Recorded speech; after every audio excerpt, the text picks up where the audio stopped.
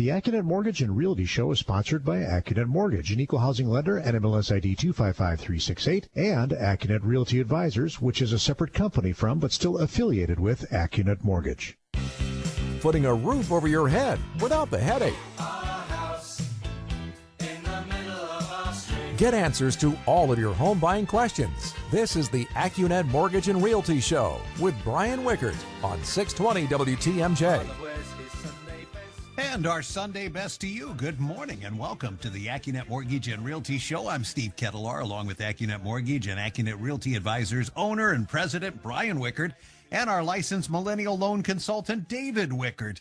If you have a question or comment, you can give us a call at 414-799-1620 or throughout the Midwest on the Accunet Mortgage toll-free talk line. That number is 1-800-877-1620. Great to see you guys.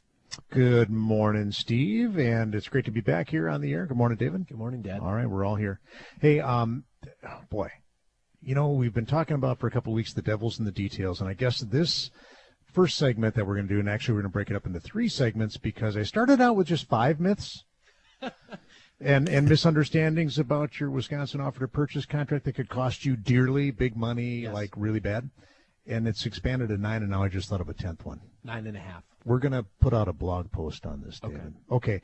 And then we got some follow-up stories from last week. The condo buyer whose condo project was turned down for Fannie Mae financing. Did we find another alternative for that? We'll get to that story. Remember the buyer who had the erroneous judgment from New York City?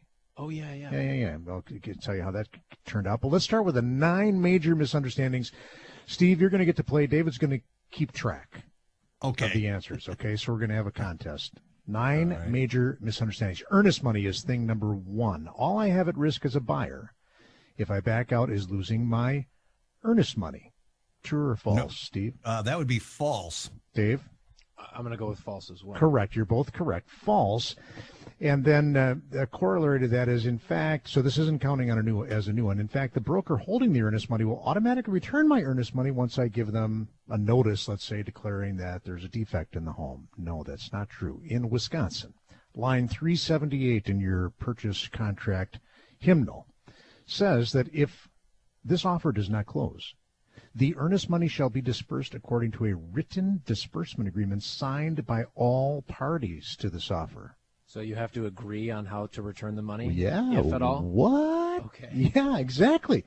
It's not automatic, you know. So even if your appraisal comes in low. So you're saying people from Wisconsin are just generally nice, even though it's not in the language of the contract? But there's a form, and we had to do this when we were shopping for homes with for your sister a couple years ago. Okay. It's called a CAMR, a consent and mutual release.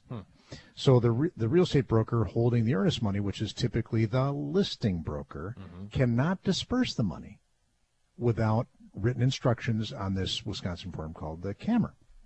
Well, what do you suppose is the most common thing that causes a controversy over whether or not there really is a defect and the deal should be blown up?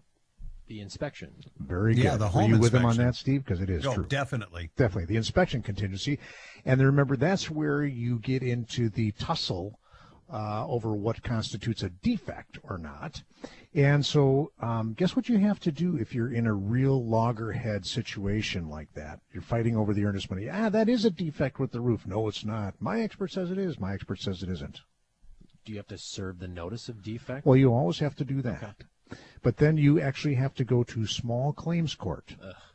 Okay, so if you get into it, you can always negotiate it out, right? Like maybe we'll split the difference, right? I gave you $5,000, you keep $2,500, I'll take my $2,500 back. But where you have to go is small claims court. Okay, and that's right in the offer to purchase. You could also go to binding arbitration if you wanted to, if you agreed to that. But if you go to small claims court, I wonder how long that's backed up in Milwaukee County. Yeah, no kidding. Quite a bit. 4 or 5 weeks, maybe, I'm guessing. Okay. Maybe 6 weeks. So your earnest money's tied up while you're fighting about this. Right. So, again, it doesn't happen very often, but that can happen. Right now, the other thing that's true is that if the buyer defaults, like just says, hey, I got cold feet, I don't really have a good reason to do this. I just don't want to. I just don't want to anymore. They can't get out of it, or they have more at risk than their earnest money.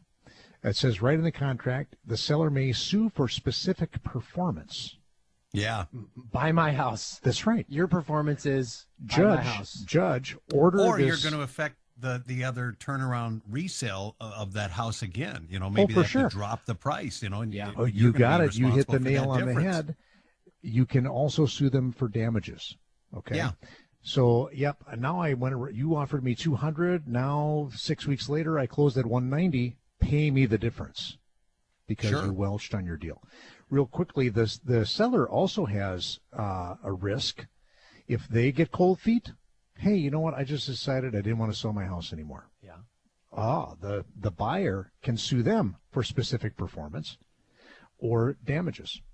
Like, hey, now I had to buy a worse house, so you got to pay me $10,000 and maybe pain and suffering or who knows what. And get this, before we take our break, the seller can also be obligated to the real estate listing broker to pay him the commission because the commission isn't earned at the closing. I'll tell you about that when we come back from our first break. You're listening to the Accunet Mortgage and Realty Show here on 620 WTMJ. Important home buying questions and answers you can count on. This is the Accunet Mortgage and Realty Show with Brian Wickert on 620 WTMJ. Will Jordy Nelson play on Friday night in San Francisco? How serious is the injury to the backup quarterback, Brett Hundley? Justin Garcia takes up those topics and more when he's joined by Packers Radio Network studio host Dennis Krause. That'll be at 2:07 this afternoon on Wisconsin's Sports Weekend here on WTMJ. So we'll look forward to Krause's thoughts on exactly what's going on with the Pack. Back to the Accunet Mortgage and Realty Show here on 620 WTMJ. So we were left off on misunderstandings in the offer to purchase, and now we're to the point of where a commission might be involved with a realtor that maybe was representing buyer or the seller. And I just want to get this right, Dad. So you're saying if the seller gets cold feet for no other good reason than they get cold feet, they could get stuck paying their listing agent the commission for the not sale of their house? Line 34, Dave, in the hymnal called the listing contract says, the seller shall pay the firm's commission, which shall be earned if during the term of this listing, number 5, a ready, willing, and able buyer submits a bona fide written offer to the seller at or above the list price and on substantially the same terms set forth in the listing contract, even if the seller does not accept the offer. Yeah, the key is it's a bona fide offer. Bona fide written offer, fide. Steve, Esquire, Kettler. Yes. A buyer is, by the way, ready, willing, and able when the buyer submitting the written offer has the ability to complete the obligations of the offer. So you don't even have to accept the offer. If somebody makes you a full price offer, Okay.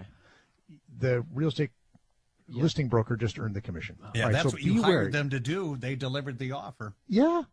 All right, so there you go. All right, so item number 2 in our misunderstandings that could cost you dearly. Ready to play, Steve? If my home inspector comes across something suspicious like mold or asbestos and he or she happens also to be licensed to test for that substance, can he automatically take a sample? Steve, true, yes or no? Something suspicious. Can they take a sample? I'm going to say yes. All right, Dave? Are they going to cut a piece out of your wall or something? Well, let's Take just a say it's sample? mold. They're going to scrape it off the rafter. I'm going to say no. The answer is no, because there's a big difference between inspection, which is defined as an observation of the property, which does not include an appraisal or testing. And then a test is defined as taking samples of materials such as soils, water, air, or building materials from the property in the laboratory or other analysis of these So they're materials. two different things. Two different All things. right, so what you happens if they come back to you and say, we did take a sample anyway? that would be a breach of contract.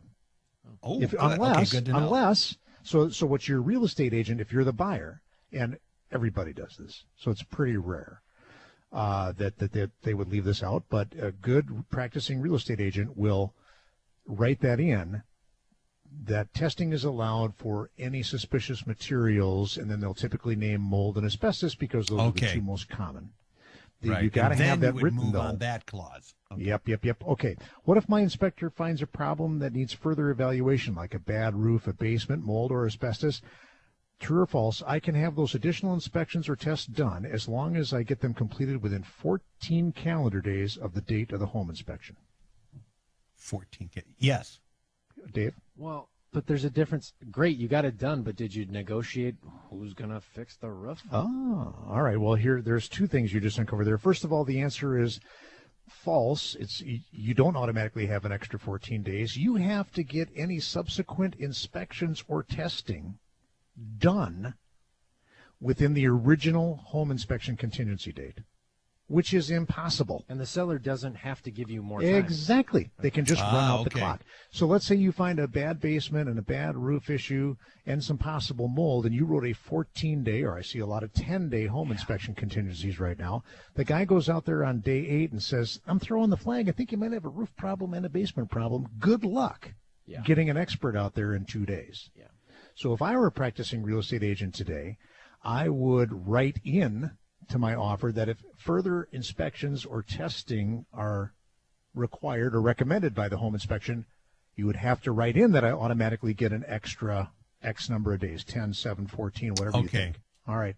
We'll come back with our continuing list of money-risking things you need to know about that offer to purchase, because you could really get in trouble if you don't know these things when we come back.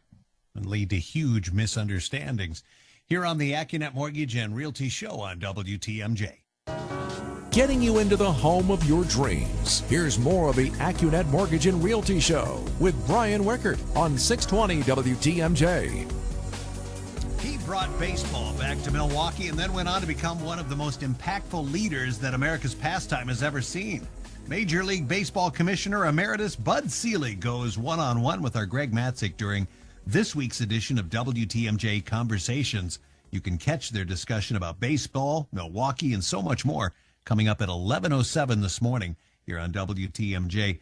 We're talking about misunderstandings that occur in an offer to purchase when it comes to buying and selling homes here with Brian Wickert and David Wickert. All right, we're up to myth and misunderstanding number 4. And the reason why we're talking about this is it really matters what real estate agent you decide to use, whether you're listing or buying. You know, we tend to have more of a buying bias here because we're on the buyer side when we're doing mortgages.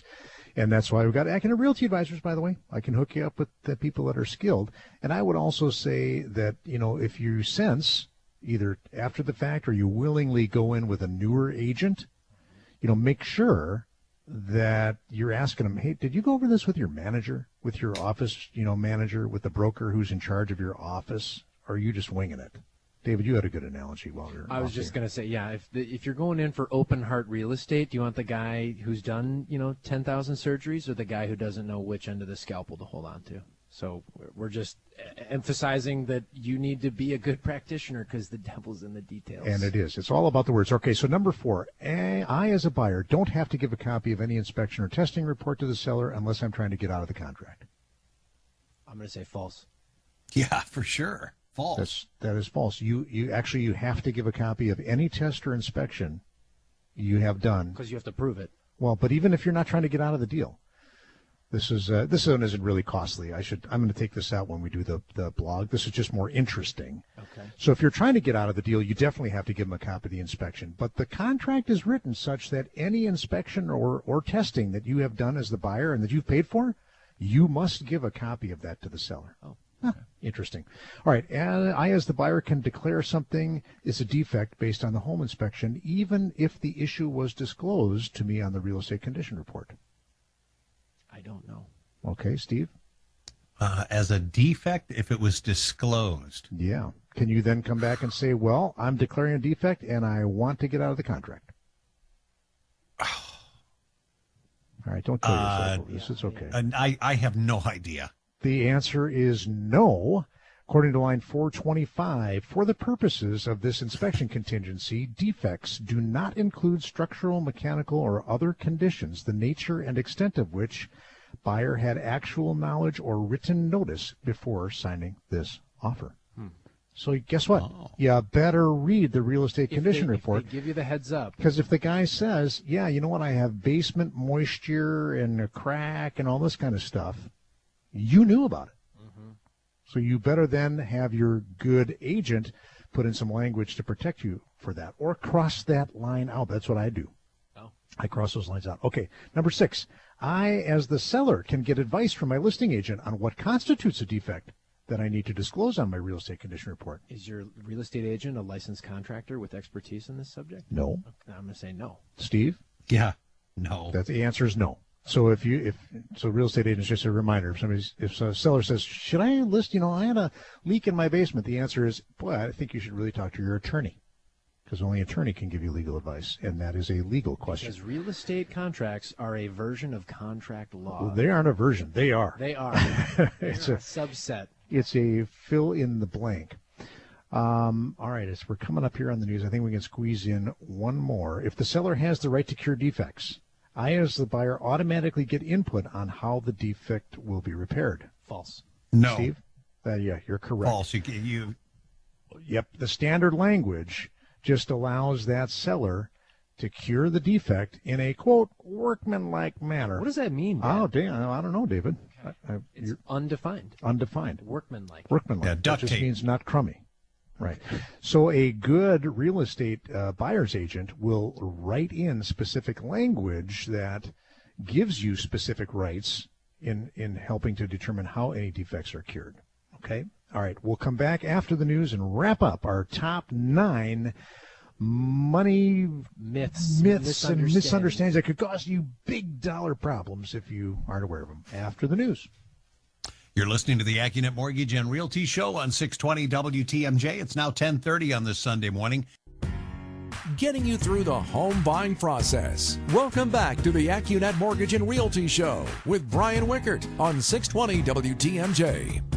And David Wickert, if you have a question for us, you can call us at 414-799-1620 or throughout the Midwest on the Accunet Mortgage toll-free talk line. That number is 1-800-877-1620. Talking about misunderstandings that can pop up in the offer to purchase if you are the buyer, some things that you need to be paying attention to, even the seller.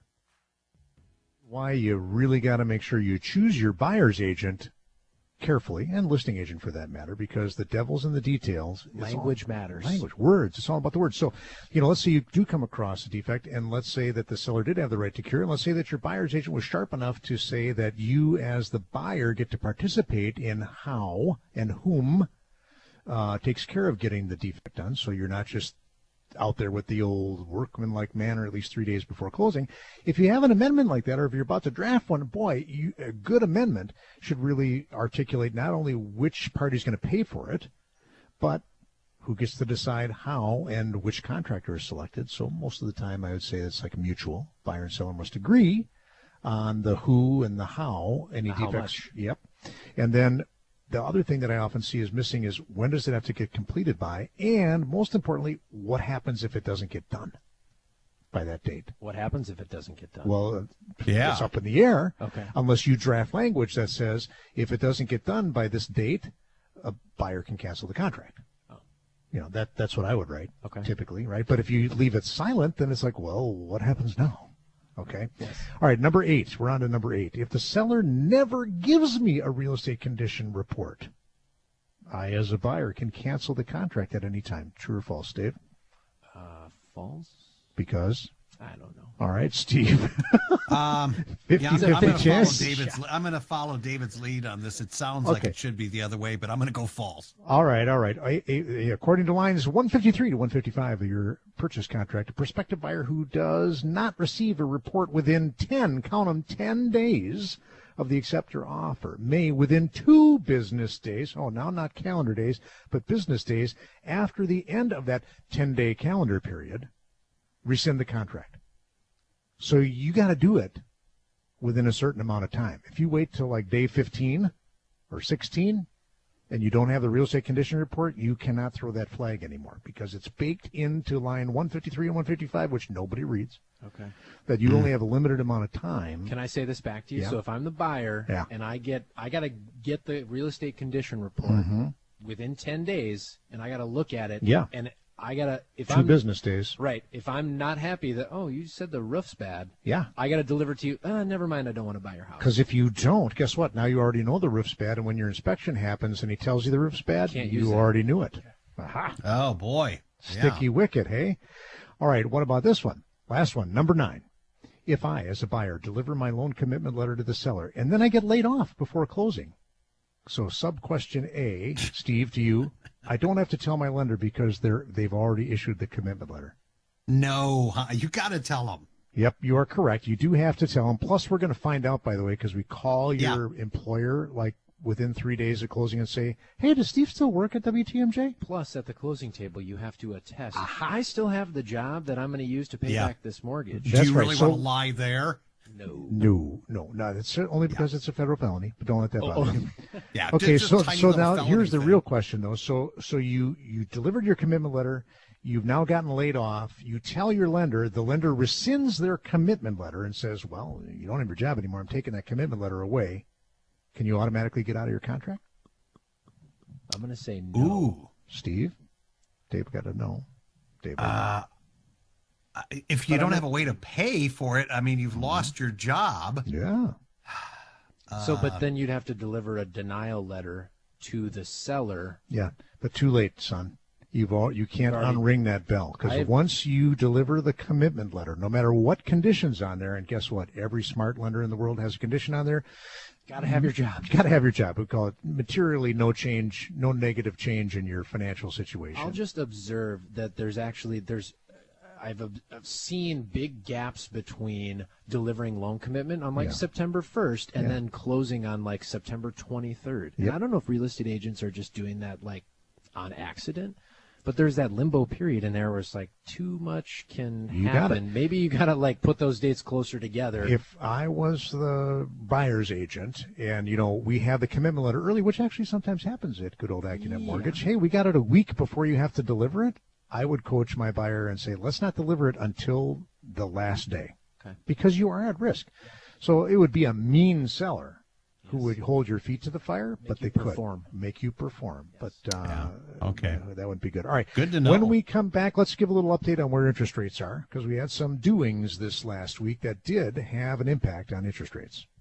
And if you have a question, you can reach us at 414-799-1620 or throughout the Midwest on the Accunet Mortgage toll-free talk line. That number is 1-800-877-1620. Helping you find a place to call home. This is the Accunet Mortgage and Realty Show with Brian Wickert on 620 WTMJ. It's the final weekend of the 2016 Summer Games. So what were some of your favorite moments in Rio over the past couple of weeks? The Wisconsin Morning News crew takes your calls tomorrow morning at 6:51. We're in the midst of the Accunet Mortgage and Realty Hour here on 620 WTMJ with Brian Wickert and David Wickert. Now up to mortgage rates, which ticked up a little bit this week. What's going on there? Yeah, not so bad. So let's just give a little rate roundup here where things ended on Friday. So with all the right stuff, the 7 things we referenced a couple weeks ago. So 740 credit score, escrowing for taxes, 25% equity. And in this example, a $200,000 mortgage balance, Accunet could deliver 3.5% on a 30-year fixed-rate mortgage. APR is the same with, wait for it, 0 closing costs. How many closing costs? 0. Oh. Just like all the interest rates out there, 0%. Right. And if you wanted a little bit lower at 3.375%, would cost you 0.2 of a point, $1,500 in closing costs. APR is 3.4. And if you really want to get aggressive on that 15-year fixed, Accunet could deliver 2.875. 2.875. The two-handle. APR is 2.9 with just $500 of closing costs. $500. Now remember, we don't charge those loan processing and underwriting fees that typically add up to $1,000 or more if you go to the America's largest online lender, or many of the banks out there charge. We call them junk fees, but they're just paper shuffling fees. Paper shuffling fees. We don't charge any of those. So even when we're charging you 0.2 of a point to $1,500, that's still probably lower than Joe average mortgage lender out there. Yeah. So rates are really low. You know what? Here's another one. We always quote $200,000. That's kind of our bread and butter loan amount. But I just did a loan in Minnesota for one of our past clients, and his loan balance is like $105,000. He's switching from a 30-year that he got 5 years ago at 4.875. We're taking him down to 3.5 on a 20-year fix. We don't talk about the 20-year very often, and I offered him 3.5 on a 20-year with no costs because he's got a lower loan amount, so a little higher rate than what you were quoting, and costs are higher in Minnesota, by the way. He's going to save like $30,000 of interest. And his payment is going to still go down $25. by switching from his And he's 20 lopping 5 years off his loan. That's why. Okay. So it's a combination of lowering the rate and lopping, in his case, 5 years off. I did show him the 15-year fix, but that was a little stiff in the payment department. His payment would have gone up like $200. Well, so the point is, we do have a 20-year. The rate is typically 1/8% less than the 30-year fix, so not a huge rate savings, but a lot of people who are looking to shorten their loan term, a little too steep going to the 15-year. We got you covered. On the 20-year also, 22, 23, 24, we can customize all years. Any loan term you want between 10 and 30 years. So what about those sovereign interest rates, on government bonds? By the way, just looked up on the national debt clock. United States national debt right now, $19.4 trillion. What are we paying to borrow money right now for 10 years? 1.58%. Okay. But don't worry, the French are only paying 0.18%. Whoa. Yeah. 0.18%? Yep, 0.18, the French. Okay. Who else is down there? Well, I saw there was an interesting article about Germany. So Germany's been selling zero coupon bonds. So a zero coupon bond is, I'm going to give you $70, and then 10 years from now, you're going to give me $100 back. And no payments in between. No interest in between. Okay. The interest payment is baked into the actual pricing of itself. Those zero coupon bonds are now selling for 102 cents on the dollar. So wait a minute. So I give you $102 million, yes. And in 10 years, how much do I get back? I give you $100 million back. Wow. Okay. And so where do why I get would in a line guy for do that? Yeah. Sign me, because remember, Steve, and the audience, the usual reason why a person or a company or an entity or a pension fund invests in bonds, the normal reason is to what? Get the interest payments. Correct. Okay, right, and the stability of that. Stability, right. Hey, I'm going to invest in this AAA or AA rated sovereign debt. So, David, why are people buying negative yielding bonds? Well, part of it is a currency play. Okay. If you buy Swiss denominated debt, what you're betting on is 10 years from now, when you get those Swiss francs back, you can turn around and exchange them for more dollars. Or euros.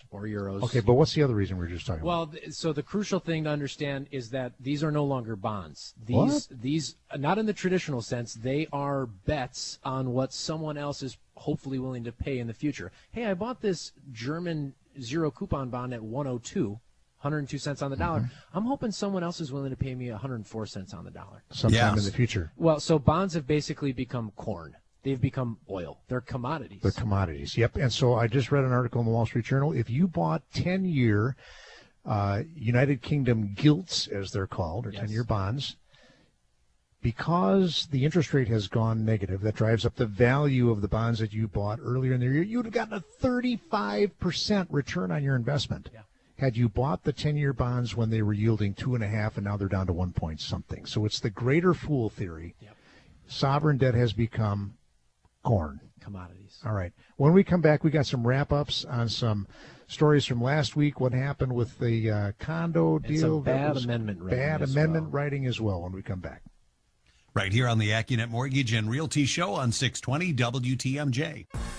Home buying advice from the guys who know it best. This is the Accunet Mortgage and Realty Show with Brian Wickert on 620 WTMJ.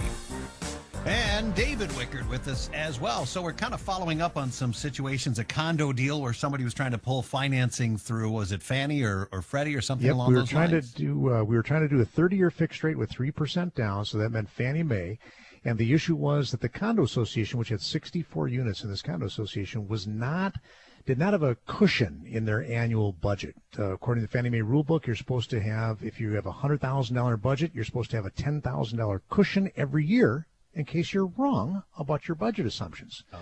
And this association said, we don't need that. We got plenty of money in the bank. Forget about it. Well, we got turned down at Wells Fargo. We had two other 30-year fixed rate places where we could sell the loan. They said no thank you as well. Finally, we had a bank that doesn't have to follow the Fannie Mae rules. They said no as well. So I was out of bullets. But then I did one more thing. I called a couple of other lenders that I know around town, and I got one who said, we think we can do it on Fannie Mae. And I said, awesome. And we transferred all the electronic documents, pay stubs, W-2s, the whole kit and caboodle over to that lender, and they are now trying to get it done. I hope they do. Yeah. But, we were 0 for 4. Devil in the details. And, I don't know. Okay, so, David, what do you got? I had an analysis or an amendment come across my desk this week talking about bad things in the inspection, and specifically it was the language buyer to have further analysis of the wood rot and water damage at the front and rear windows. Whoop, whoop, whoop, So, whoop. so in case we haven't said before, if you reference things that are wrong with the house in an amendment, mortgage lenders, Accunet Mortgage, is going to have those things fixed before everyone's sitting down at the closing table. And so what did this buyer want to do instead? He just wanted to give me a $2,000 credit, and I'll fix it after I, buy the house, because it's, not a big deal, but that's not good enough. Right. And so, did that amendment, David, extend the inspection contingency? No, it did not. And did it say what would happen if he found more wood rot or whatever? Nope. Okay, so not a very well-crafted amendment. What I would have recommended, had I been the real estate agent, would be say, we're just extending the inspection contingency for this many days. Don't say why. Yes. Just say, we want an extension. And then when you come back, she or he should have then just said, and we're going to get a $2,000 closing cost credit. Inspection contingency is waived. All right. But this way, we're making them fix, or we got to find out what's the problem is, and we're going to make them fix it before closing. Because ultimately, it's a conversation about the collateral. We got to make sure that the mortgage is going on is in 100% marketable, good good shape. and marketable condition. All right. You had something else in that? I had another example this week of an advisor who has worked at the same financial institution for the past 4 years, but just took a new gig in the same company. Okay. And we're using his bonus income to help him qualify. Really? And so the interesting thing that we're trying to hammer out is, well, okay, you're at the same company. Okay. And you've got this new-ish position. Can we get something in writing that, like, hey, your bonus income is going to continue at, or shoot, maybe even a little bit more? Is the salary the same or higher? The salary is higher. But what we're having trouble with is on commission bonused employees. Yeah. The employer's not going to say, like, well, he I could make guarantee you. this. Yeah. Because it's unknown. And it's not. And I think to go back to when we did the show on the coasts, there's two sets of reality. One is what happens in real life, which is the borrower is going to keep getting commission and bonus income and doing a great job. And then there's the second reality, which is mortgage underwriting reality on what we can prove. We're always going to take the more conservative view. So my guess, and we can follow up on this, is we're only going to be able to use the higher salary. The bonus is going to be out the window. Could be. Because we don't, he had a track record of it, but that was a different job.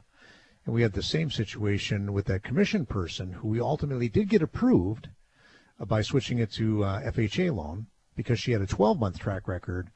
Fannie Mae conforming lending requires a 2-year history of commission. We were able to get that done on FHA with 1 year. Your tax dollars at work. Relax. It's okay. It'll be fine, really.